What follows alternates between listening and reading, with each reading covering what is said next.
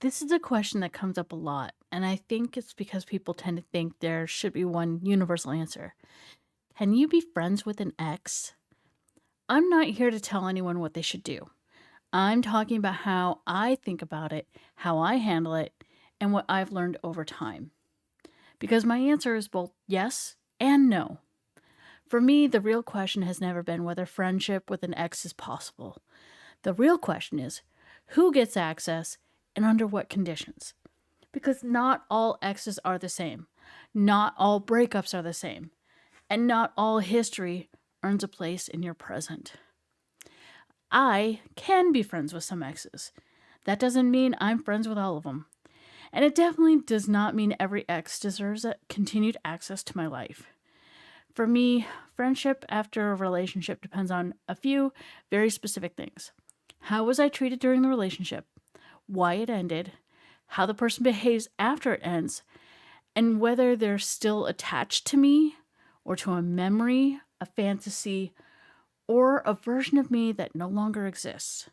That last part matters more than people like to admit. One of the exes I'm still in occasional contact with is someone I share a very early chapter of my life with. We were young, inexperienced, and formative to each other in a way that only happens once. There is care there. There is shared history. There are also boundaries that will never be crossed again. Over the years, this person has continued to express desire for me, even when it didn't make sense in the context of his life or mine. And at some point, I realized that what he was responding to wasn't really me as I am now. It was nostalgia, it was memory, it was a version of both of us that only exists in the past.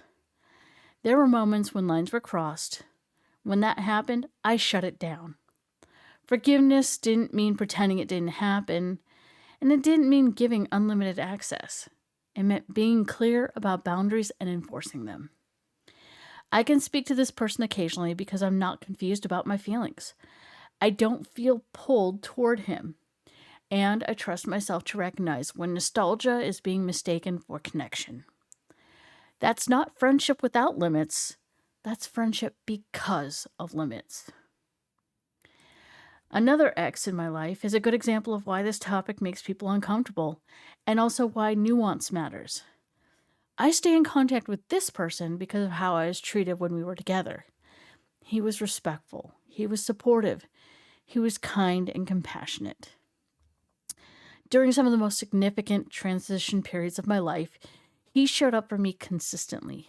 He witnessed versions of me that no longer exist, not in a romantic sense, but in a human one.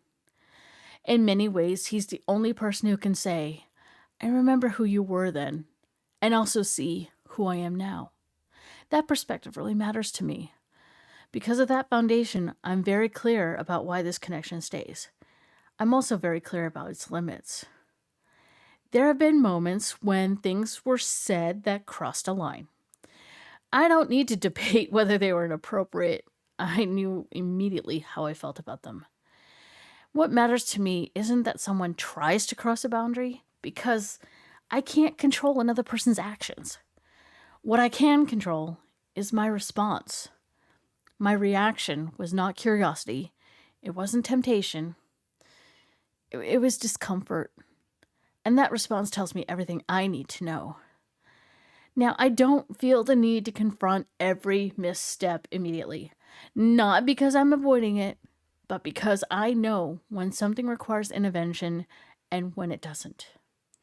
If behavior escalated or became persistent, I would address it directly. But I trust myself to know the difference. Just because we're friends does not mean I'm obligated to suffer discomfort either. I'm not ignoring boundaries. I'm choosing when and how to enforce them. For this specific person, the behavior is ultimately harmless in the larger scheme of things. There's no confusion on my end. There is no temptation. There's no emotional ambiguity. And there are very real practical barriers, including geographical distance, that make any reconstitution of a relationship impossible.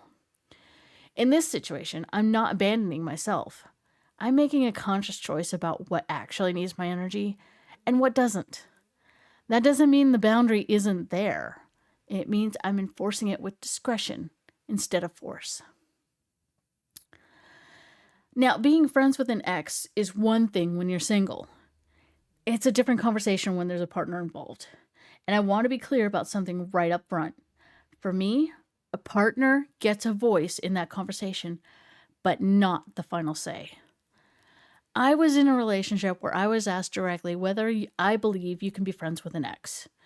I answered honestly, and it became pretty clear pretty quickly that we were coming at the question from very different places. What stood out to me wasn't disagreement. Disagreement is normal. It was how emotionally charged the idea was for him, even without any specific behavior or situation to point to. The conversation wasn't really about what I was doing. It wasn't about what boundaries I was crossing, and it wasn't about trust that had been broken. It was about discomfort with the concept itself. At one point, I tried to explain my values by offering a very specific example. I said that if an ex were alone at the end of his life with no one to be there for him, I would go. Not out of romance, not out of longing, but just basic human decency. To be clear, the example I was talking about was the father of my children. And at that point, it had been about 17 years since I'd seen this man in person, let alone been in a relationship with him. My partner's response was immediate and intense. He couldn't get past the fact that this was someone I had once been intimate with. That single detail seemed to override everything else. The amount of time that had passed, the nature of the relationship now, and the specific scenario I was describing. What also stood out to me was that I had never given him any reason to distrust me. There hadn't been boundary issues. There hadn't been secrecy. There hadn't been behavior that suggested I could not be trusted to maintain appropriate friendships. And still, there was no room for nuance. That moment became a turning point for me. Not because I expected agreement, but because of what that reaction revealed. If a partner brings concerns to me about boundaries, behavior, or emotional safety, I want to hear them. I'm open to those conversations, and I believe they matter. What I learned from that relationship is there's an important difference between concern and rigidity. Concern leaves room for conversation. Rigidity doesn't. What I was met with wasn't really a request for reassurance or an attempt to understand how I think about these things. It was a fixed rule, one that didn't leave much space for context, time, or personal values. That didn't make him a bad person, but it did help me to see that we weren't compatible in a way that really mattered. It showed me that I need a partner who can sit with discomfort long enough to talk through it, not someone who needs it removed immediately in order to feel secure. For me, a healthy partnership is built on trust and ongoing conversation. I need to feel trusted to know my own boundaries. I need to be able to say when I'm comfortable and when I'm not, and have both taken seriously. And I need to know that when I say a line won't be crossed, that's understood. I don't expect automatic agreement. I do expect emotional maturity and a willingness to talk things through. To me, feeling secure in a relationship doesn't come from managing or restricting each other's connections.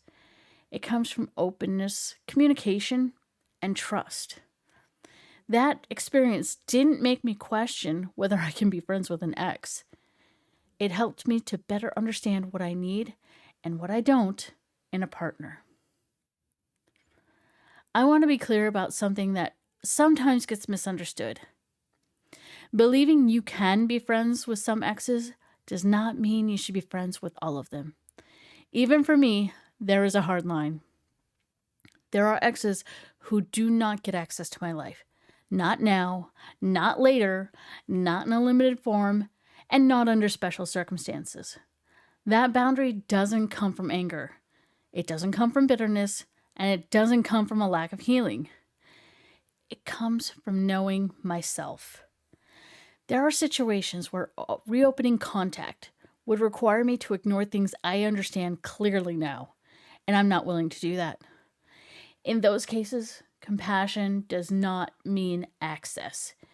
Even in hypothetical situations, apology, regret, illness, end of life, that boundary holds, not as punishment, not as revenge, but as self-respect. Some doors are closed because they should be, not always because someone was cruel, but because they no longer belong in my life. So when people ask me whether you can be friends with an ex, my answer is still yes. Sometimes. Not as a rule, not as a requirement, and not as something anyone owes by default. It depends on the person. It depends on how the relationship ended, and it depends on who you are now. Some exes can remain in your life in a healthy, grounded way. Some can exist only with distance and clear limits. And some don't get access at all, ever. None of those choices are wrong. They're just personal.